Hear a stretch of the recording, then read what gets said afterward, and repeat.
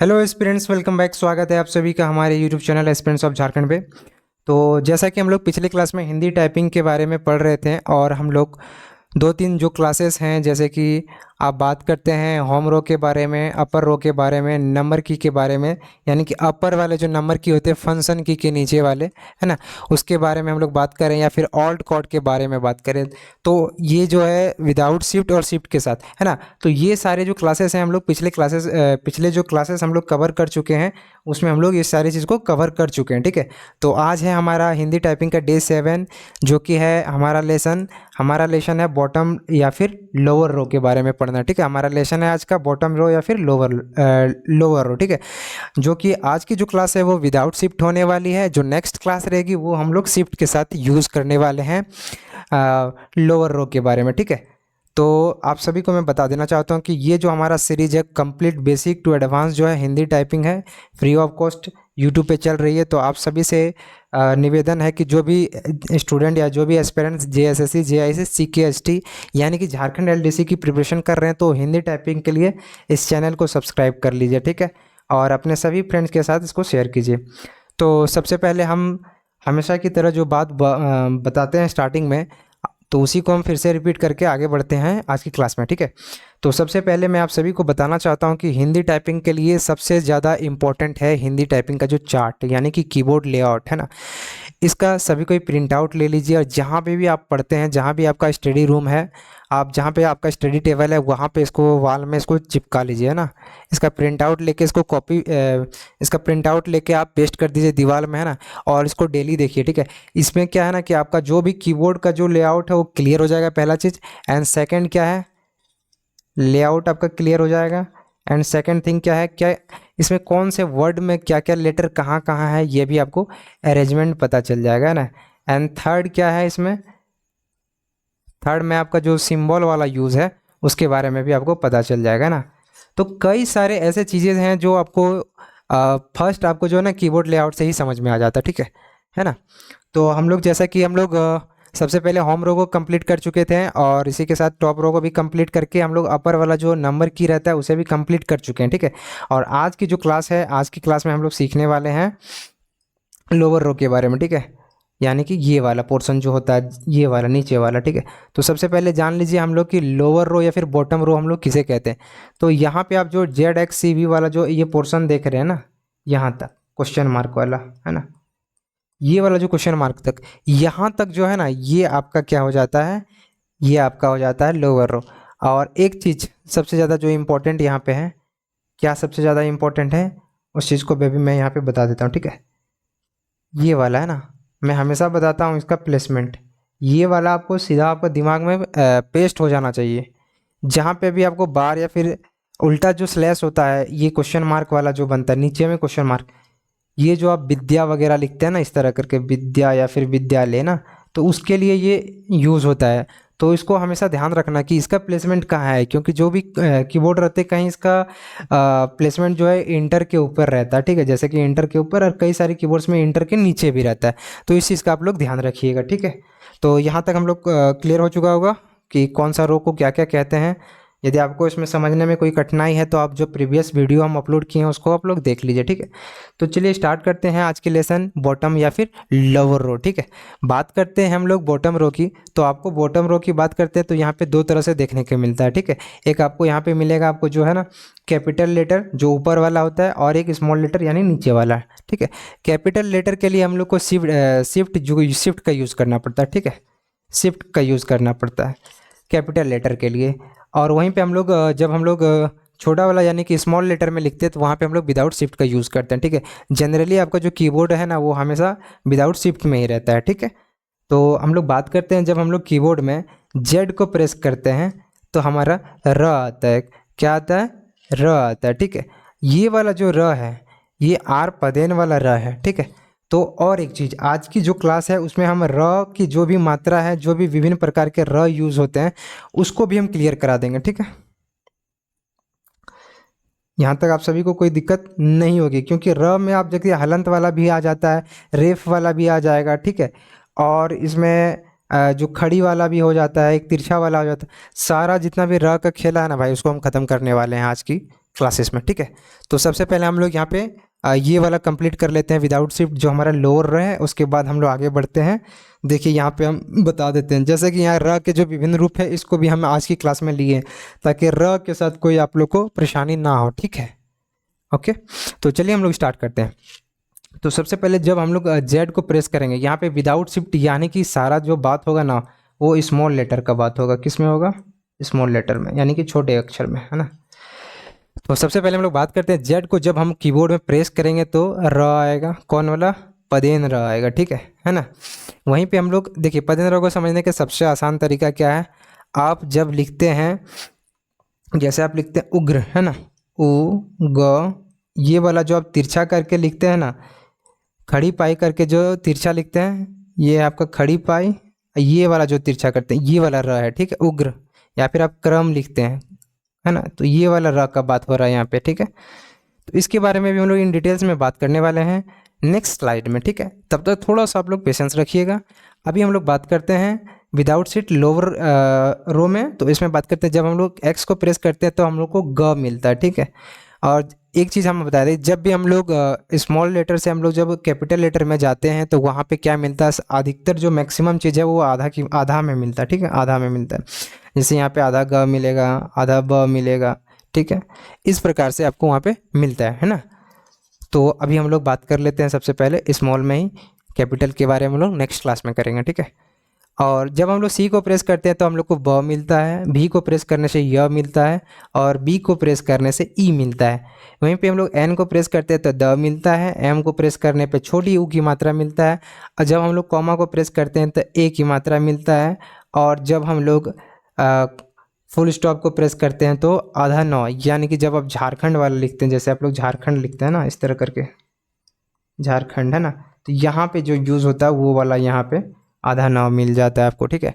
वहीं पे हम लोग जब स्लैश का यूज़ करते हैं तो यहाँ पे हम लोग को ध मिलता है, आधा ध। इसकी चीज़ का ध्यान रखिएगा, जब हम लोग ध का यूज़ करेंगे ना, जैसे कि धावक, है ना, धावक, तो यहाँ पे देखिए जब हम लोग धावक लिखेंगे तो सबसे पहले हम लोग को स्लैश का यूज़ करना पड़ेगा। स्लैश का यूज़ करके हम लोग क्या लिख सकते हैं, ध लिख सकते हैं।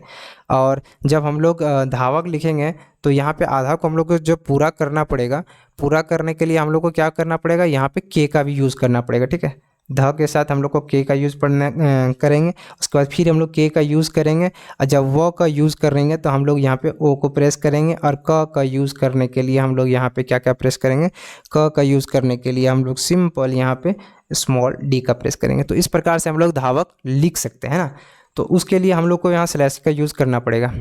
आई होप यहाँ तक आपको समझ में आया होगा, ठीक है। तो फिर से मैं रिपीट कर दूं, इसमें रिपीट करने वाली कोई बात ही नहीं है, आपकी स्क्रीन में ये चीज़ क्लियरली मेंशंस किया गया है, ठीक है। तो अब बच्चे थोड़ी ना है जो आपको समझ में नहीं आएगा, बार बार रिपीट करके एक ही चीज़ बताना बोरिंग लगता है ना। तो जेड एक्स सी भी ये आपको पैटर्न पता रहना चाहिए। बाकी बात करते फिंगर प्लेसमेंट की। तो आप जब फिंगर प्लेसमेंट की हम लोग बात करते हैं तो आपकी जो फिंगर प्लेसमेंट है लोअर रो के लिए कुछ इस प्रकार होगा, ठीक है। यहाँ पे आप अपना फिंगर जो प्लेसमेंट है उसको आप लोग देख सकते हैं किस प्रकार से है। चलिए मैं आप सभी को एक दो बार अच्छे से इसको समझा देता हूँ, ठीक है। जैसे कि आप देख सकते हैं हम लोग यहाँ क्या करते हैं, जो लिटिल फिंगर रहता है उसका यूज़ करते हैं हम लोग जेड में, ठीक है।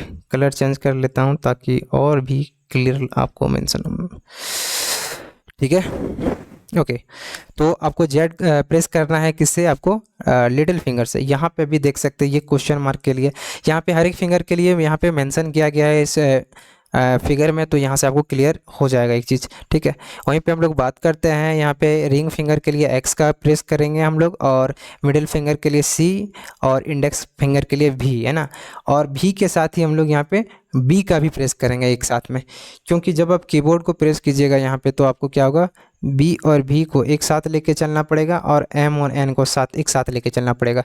क्योंकि आप जब देखिएगा इसमें, तो इसमें देखिए 1 2 3 4 5 6 7 8 9 10, ठीक है। आपके जो भी आप टाइप कीजिएगा तो 4 ही अंगुली से कीजिएगा, लेफ्ट में 4 रहेगा आपका और राइट में 4 रहेगा ना। तो ये जो बच जाता है यहाँ पे ये 2, है ना, जैसे कि बी और एन, इसके लिए हम लोग को ज़्यादा मेहनत थोड़ा सा करना पड़ता है अपने जो हमारा इंडेक्स फिंगर है उसका यूज़ करके, है ना।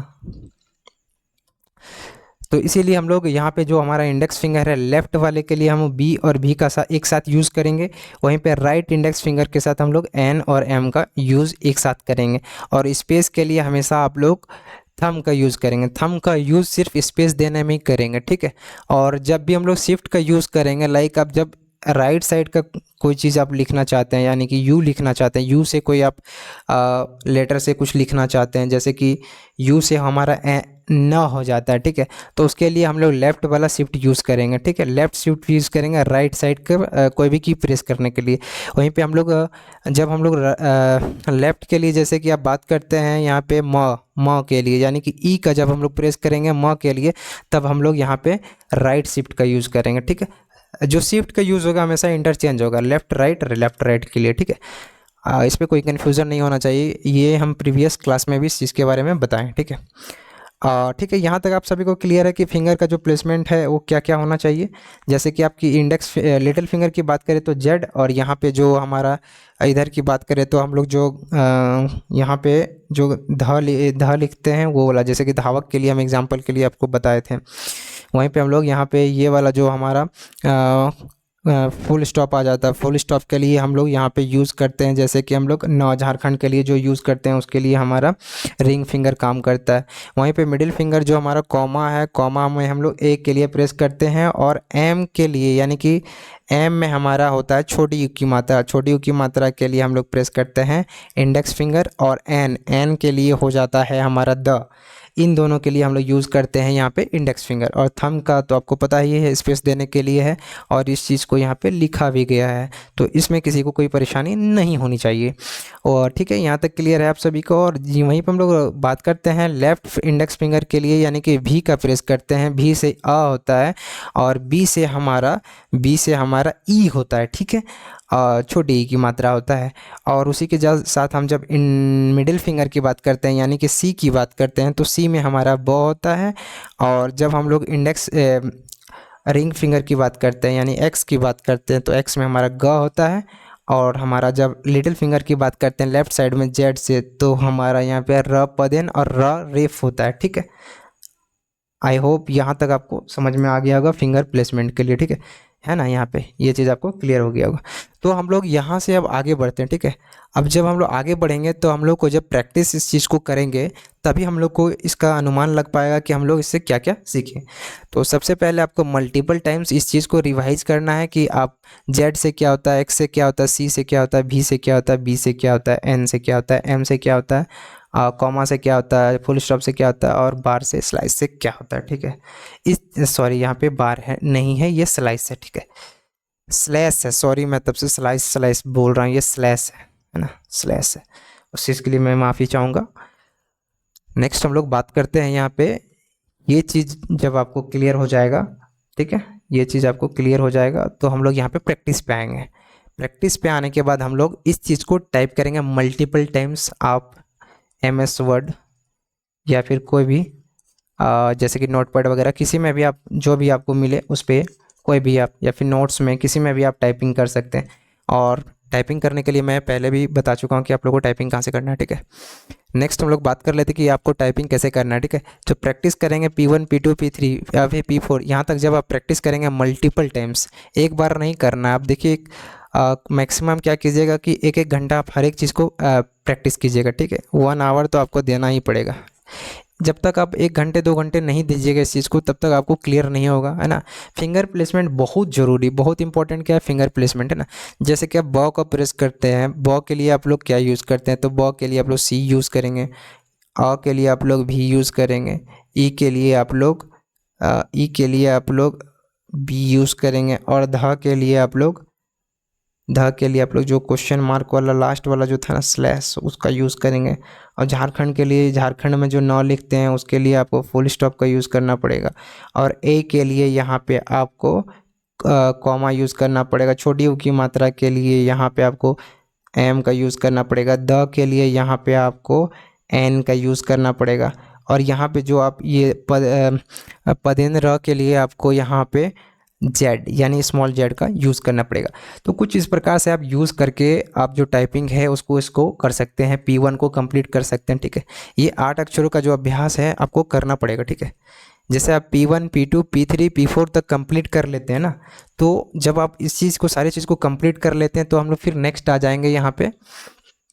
नेक्स्ट आ जाएंगे हम लोग, देखिए इस चीज़ को फिर बता देता हूँ कि इस चीज़ को कैसे करना है। तो उसके लिए ये वाला जो है ना, इसका आप लोग प्रॉपर ध्यान रखिएगा, है ना, तभी आपको क्लियर होगा कि कहाँ से इसको करना है, ठीक है।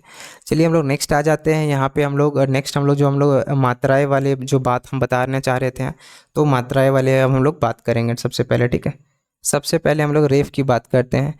तो जैसे रेफ की जो मात्राएँ जैसे यूज़ होता है, जैसे हम लोग लिखते हैं पर्व, है ना, सर्व, तो इस तरह के जो वर्ड्स यूज़ होते हैं उसमें रेफ की मात्राएं यूज़ होती, ठीक है। इसमें क्या होता है, जैसे आप लिखते हैं कर्म, है ना, कर्म, तो कर्म में क्या हो जाता है ना, क होता है आधा क, और इसमें पूरा र हो जाता है, ठीक है, पूरा र हो जाता है। तो इस तरह करके हम लोग कर्म लिखते हैं इसमें, कर्म के लिए, है ना। तो इस प्रकार लिखते हैं, तो इसमें इस तरह का यूज़ होता है। जैसे कि ये आधा जो क होता है वो हलंत यानी कि क, जो हलंत होता है इसमें जो ये वाला मात्रा होता है इसका मतलब सी होता है आधा, है ना, क्या होता है आधा। इस चीज़ का आप लोग हमेशा ध्यान रखिएगा, ठीक है। और इसमें हम लोग जैसे कि एक और हो जाता है यहाँ पे, हाँ ये चीज़ यहाँ तक क्लियर हो गया है। तो हम लोग और इसको आसानी से एक चीज़ से समझ सकते हैं। यहाँ पे क्या चीज़ हम लोग समझ सकते हैं कि हम लोग जो यूज़ करते हैं, ठीक है, जैसे कि हम लोग यूज़ कर लेते हैं इसको, जेड की जो बात करते हैं हम लोग, इसका ये देखिए यहाँ पे आर जो पदेन होता है, र पदेन, र पदेन, जैसे कि आप लिखते हैं क्रम, ठीक है, क्या लिखते हैं क्रम। तो एक चीज़ यहाँ पे ध्यान रखिएगा, यहाँ पे आप देख सकते हैं कि दो दो क्रम लिखा गया है ना।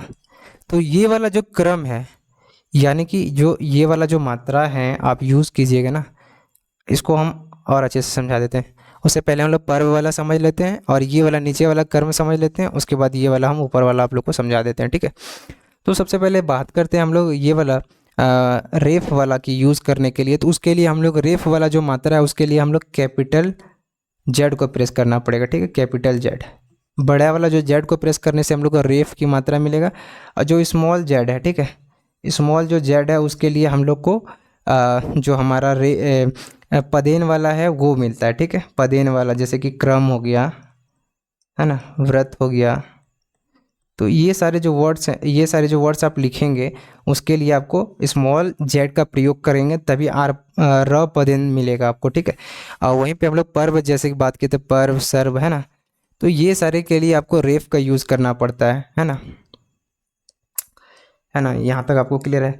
और यहाँ पे जो हम बात करेंगे तो एक चीज़ हम यहाँ पे बताना चाह रहे थे कि आपको यहाँ पे हम आप देख सकते हैं कि यहाँ पे दो दो कर्म क्यों लिखा गया है। तो इसको समझने के लिए एक और चीज़ यहाँ पे हम लोग समझेंगे, इसको हम इरेज कर लेते हैं। यहाँ तक आप लोगों को समझ में आ गया होगा, ठीक है, तो इसको समझिएगा।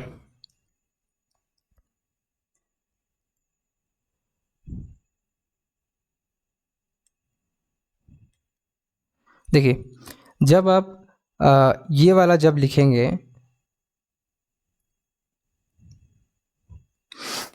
क में जब आप र पदेन दीजिएगा तो ये यहाँ पे आ जाएगा, ठीक है, इस पे नहीं आएगा। तो या जब आप ये टाइपिंग कीजिएगा ना तो ये आपका गलत हो जाएगा, ठीक है, आपको हमेशा ध्यान रखना। लेकिन वहीं पे आप द के साथ जब आप र पदेन के लिए स्मॉल जेड का प्रयोग करेंगे तो ये आपका सही हो जाएगा। प के लिए पदेन स्मॉल जेड यूज़ करेंगे तो आप प्र लिखा जाएगा, द्र लिखा जाएगा। लेकिन जब क्र लिखिएगा तो क में यहाँ पे लिखा आएगा, देखिए जिससे फिगर में बताया गया ना, इस जगह ये वाला इस तरह लिखाता है। उस टाइम ये आपका जब आप टाइपिंग कीजिएगा वहाँ पे ये गलत हो जाएगा, ठीक है, ये गलत हो जाएगा तो वहाँ पे ये एरर आ जाएगा, ठीक है। फिर ये आपको पता भी नहीं चलेगा, आपको लगेगा कि नहीं ये सही है, बट ये सही नहीं है, ठीक है। तो इसी के लिए आपको यूज़ करना पड़ेगा, यहाँ पे एक कोड यूज़ करना पड़ता है, ठीक है। क्र लिखने के लिए आपको ऑल्ट को यूज़ करना पड़ेगा, ऑल्ट +0 216, है ना। तो इसका यूज़ करके आप क्र लिख सकते हैं, साथ ही में म लिख सकते हैं। तो कुछ इस प्रकार से आप लिख सकते हैं इस चीज़ को। इसीलिए हम यहाँ पे आप क्रम क्रम 2 बार लिखे हैं, तो यहाँ से आपको किसी को कोई कन्फ्यूज़न नहीं होना चाहिए, ठीक है। इसलिए रेफ की जो मात्रा है, जैसे कि पर्व लिखने के लिए आपको यहाँ पे जेड यानी बड़ा वाला जेड का यूज़ करना पड़ेगा, और छोटा वाला जेड के लिए यहाँ पे जो र पदेन है उसके लिए यहाँ पे यूज़ करना पड़ेगा, ठीक है। क्रम वगैरह लिखते हैं उसके लिए, लेकिन ध्यान रहे कि सिर्फ क्रम में क्र जो लिखिएगा उसको इससे यूज़ नहीं करना है, ठीक है। जैसे आप लिखिएगा क्रिकेट, है ना, क्रिकेट, इस तरह लिखिएगा। तो ये पे यहाँ पे आपको क्र का यूज़ करना है, इस तरह नहीं कीजिएगा। ये वाला तो मात्रा लिखना ही है, प्लस यहाँ पे ऑल्ट कोड यूज़ कर लेना है, उसके बाद ही आपको क्र लिखना है, ठीक है, तभी आपका ये सही होगा। फिर क लिख के एक और मात्रा के साथ ट लिखेंगे। तो यहाँ तक हमको लगता है आपको ये जो हम बताना चाह रहे थे ये वाली बात आपको समझ में आ गया होगा, है ना। किसी को इसमें कोई कन्फ्यूज़न नहीं होना चाहिए। क्र का हमेशा यूज, जो क्र आप जब भी लिखिएगा तो ऑल्ट कोड का ही यूज़ करना है, ठीक है, इस तरह नहीं करना। वहीं पे आप द्र लिख सकते हैं, प्र लिख सकते हैं, ठीक है, लेकिन सबसे बेस्ट क्या है, जैसे कि प्र लिख सकते हैं, फ्र लिख सकते हैं। इन सब के लिए जो कोड आता है वो कोड का आप उपयोग कीजिएगा तो वो ज़्यादा बेटर होता है, क्योंकि आउटपुट अच्छा मिलता है, उसमें गलत होने के चांसेस बहुत कम रहते हैं, ठीक है। अब कोड के बारे में हम क्लियरली पिछले क्लास में जो बताए थे कोड हम पढ़ा चुके हैं, तो आप लोग उसको देख लीजिएगा, उसका भी वीडियो हम डिस्क्रिप्शन में डाल देंगे, ठीक है। चलिए अब हम लोग इसको जो र के विभिन्न रूप हैं उसको हम लोग कंप्लीट कर लेते हैं, ताकि र से उत्पन्न जितने भी समस्याएं आते हैं हिंदी टाइपिंग में वो क्लियर हो जाएं, ठीक है। बात करते हैं यहाँ पे क्री में, ठीक है, जैसे आपकी क्र में प्रॉब्लम आया था यहाँ पे, उसी तरह यहाँ पे क्री में भी प्रॉब्लम आता है, ठीक है। जैसे आप लिखते हैं कृपा, तो ये कहीं कहीं पे एप्लीकेबल है, ठीक है, कई सारे सॉफ्टवेयर में इसको एक्सेप्ट करता है, लेकिन कई सारे सॉफ्टवेयर में जब आप टाइपिंग कीजिएगा तो इसको एक्सेप्ट नहीं करता है, ठीक है। तो वहाँ पे क्या यूज़ करता है, ये वाला वहाँ पे यूज़ करता है, ठीक है, यहाँ पे। तो इसके लिए भी अब यूज़ कीजिएगा Alt+0209, ठीक है, और अदर भी ऑल्ट कोड है उसका भी उपयोग करके क्री आप लिख सकते हैं। क्री जो ये वाला लिखिएगा, क्री ये वाला कहीं कहीं पे ये एक्सेप्टेबल है, लेकिन सारा जगह पे एक्सेप्टेबल नहीं है। तो देखिए इसको लिखने के लिए हम लोग कौन सा की का यूज़ करते हैं, तो आप जब फंक्शन की के नीचे जो अपर वाला नंबर की है, नंबर वाले 1 2 3 4, वहाँ पे आप जब जब की देखिएगा तो वहाँ पे आपको उसी के बगल में ये वाला की आपको मिलता है। उसी के जगह देखिए यहाँ री की मात्रा है वाली, जो यहाँ री मिल जाता है, ठीक है। तो यहाँ से आप री वाला लिख सकते हैं। इसी को आप जब द्री लिखेंगे ना, तो द्री के लिए आप यहाँ पे द लिख के ये वाला यूज़ कर सकते हैं, वहाँ पे ये सही हो जाएगा। द सेम केस जैसे क में हम बताए थे ना, क्रम के लिए द्र में लिख सकते हैं, प्र में लिख सकते हैं, लेकिन क में लिखिएगा ना तो ये गलत हो जाता है। ठीक उसी प्रकार यहाँ पे जब आप री की मात्रा में लिखिएगा क के साथ इस तरह, तो ये गलत हो जाता है। मतलब ये गलत नहीं है, लेकिन कई सारे सॉफ्टवेयर इसको एक्सेप्ट नहीं करता है, तो आपको वहाँ पे प्रॉब्लम आएगा, ठीक है। इसीलिए आप लोग यूज़ कीजिएगा ऑल्ट कोड, ठीक है। ऑल्ट कोड का वीडियो हम बना चुके हैं, उसका नोट्स भी हम टेलीग्राम में डाले हैं, वहाँ से आप लोग देख लीजिएगा। तो ये वाला जो आप री वाला जो मात्रा की बात की थी हम लोग, ये आपको कहाँ मिलता है री वाला, री भी देख लीजिए आपको री कहाँ मिलता है। जो आप नंबर की पढ़ाए थे उसमें आपको मिल जाता है री, जैसे कि 0 के बाद आपको ध में द मिल जाएगा, री मिल जाएगा और त्र मिल जाएगा। ये 3 चीज़ आपको सबसे ऊपर नंबर की में मिलता है, ठीक है। चलिए यहाँ तक आप सभी को क्लियर है, तो हम इसको इरेज कर लेते हैं। सिंपल बात है भाई, जो हम डबल डबल लिखे हैं उसको यूज़ ही नहीं करना है, डायरेक्ट ऑल्ट कोड यूज़ कीजिए, कोड याद कीजिए। इसका यूज़ नहीं करना है, इसका यूज़ नहीं करना है, ठीक है। बात आपको समझ में आया, ठीक है, आपको समझ में आ गया तो हम लोग आगे बढ़ते हैं। नेक्स्ट हम लोग बात करते हैं र के साथ छोटी यू की मात्रा, यानी कि गुरु लिखने के लिए हम जब गुरु लिखते हैं तो ये वाला जो रू की मात्रा है, ये वाला जो छोटी रू है उसकी बात करते हैं। तो उसके लिए हम लोग क्या यूज़ करते हैं, शिफ्ट के साथ Shift+3 दबाते हैं। जो नंबर की में सबसे ऊपर रहता है वो वाला के लिए हम लोग यूज़ करते हैं Shift+3। वहीं पे हम लोग बात करते हैं शुरू लिखने के लिए। तो आप शुरू लिखने के लिए, आप जब शुरू लिखिएगा तो शुरू लिखने के लिए आप यहाँ पे इसका यूज़ कर सकते हैं। रू की जो मात्रा है उसको लिखने के लिए आप लोग यहाँ पे ये कर सकते हैं, जैसे कि ये वाला हम यहाँ पे बना देते हैं, ठीक है, सिंबल ही बना देते हैं ताकि आप लोग को कोई कन्फ्यूज़न क्रिएट नहीं होगा, ठीक है। कुछ इस प्रकार के वहाँ पे रहते हैं, यानी कि ये वाला जो है ना, ये आप एल है, एल के बगल में रहता है।